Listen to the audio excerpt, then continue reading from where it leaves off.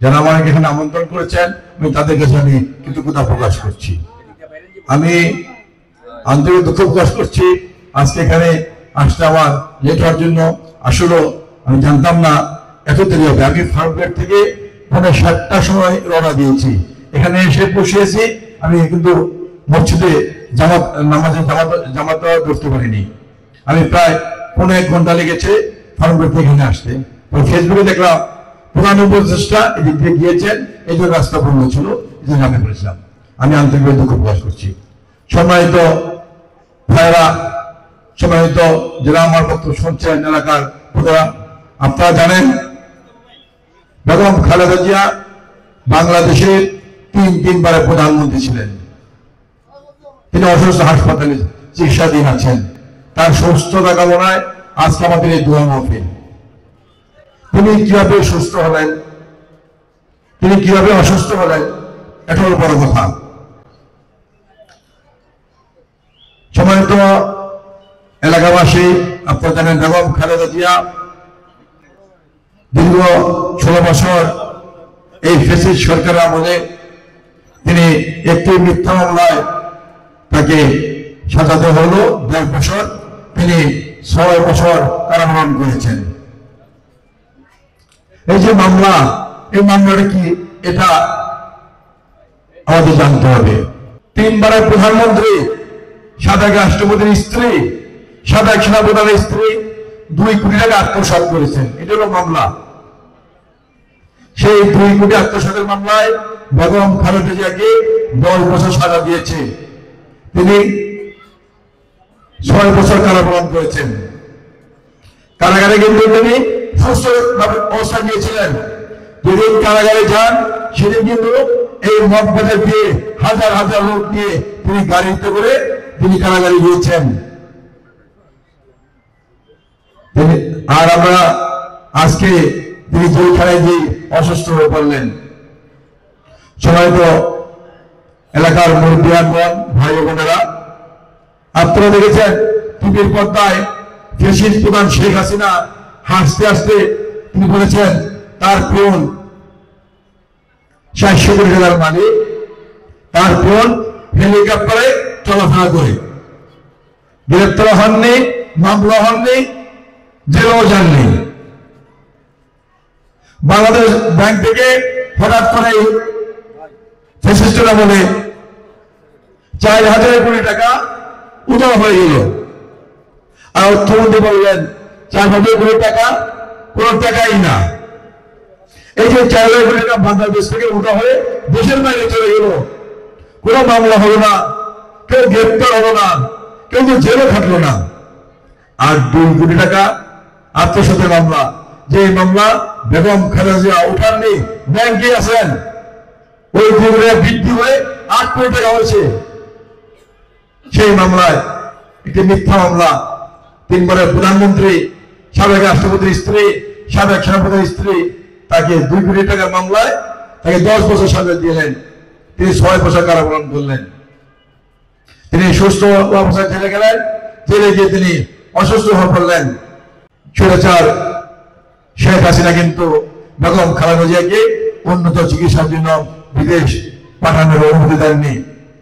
বিদেশ থেকে বিশেষজ্ঞ ডাক্তাররা আসলেন, তারা কিন্তু একই কথা বললেন, বাংলাদেশের মাটিতে বেগম খালেদা জিয়ার আর কোনো চিকিৎসা নেই, উন্নত চিকিৎসার জন্য তাকে বিদেশ পাঠাতে হবে। শেখ হাসিনা অনুমতি দেননি। বেগম খালেদা জিয়া তিনি অসুস্থ অবস্থায় কারাগারে ধীরে ধীরে মৃত্যুর কোলে করতে লাগলেন। শেখ হাসিনা বলেছিলেন হয়তো বিনা চিকিৎসায় বেগম খালেদা জিয়া মৃত্যুবরণ করবেন, অথবা তিনি মৃত্যুর ভয়ে, মৃত্যুর কষ্টে শেখ হাসিনার সাথে আপোষ করবেন।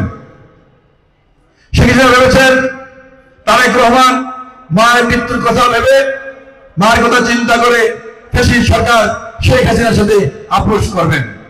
কিন্তু না, যে নেত্রী দীর্ঘ 9 বছর এর সাথে আন্দোলন সংগ্রাম করেছিলেন, এই একসাথে সময় বেগম খালেদা জিয়াকে বহুতবার গৃহবন্দী করে রাখা হয়েছিল, বহুতবার রাস্তায় গাড়ি থেকে নামিয়ে রেখেছিল, সারাদিন রাস্তা করেছিলেন।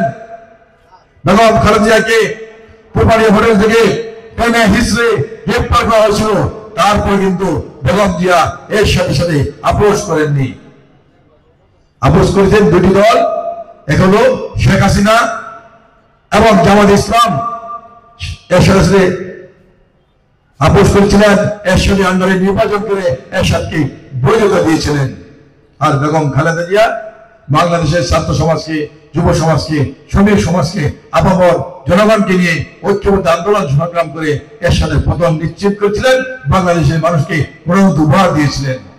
সেই নেত্রী শেখ হাসিনার সাথে আপোষ করবে, এটা কখনো হতে পারে না। কিন্তু শেখ হাসিনা ভেবেছিলেন এটা আপোষ করবেন।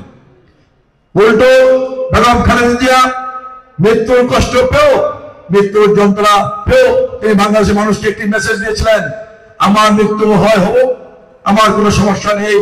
তারপর বাংলাদেশের মানুষ এদেশের স্বৈরাচারী হাসিনা থেকে, ফ্যাসিস্ট থেকে দেশকে মুক্ত করুক, মুক্ত করার জন্য আন্দোলন করুক। এটা ছিল বেগম খালেদা জিয়ার আহ্বান। এই আহ্বানে আমরা তারেক রহমানের নেতৃত্বে দীর্ঘ 16 বছর আন্দোলন সংগ্রাম করে এই ফ্যাসিস্ট শেখ হাসিনাকে এদেশ থেকে আমরা বিতাড়িত করেছি।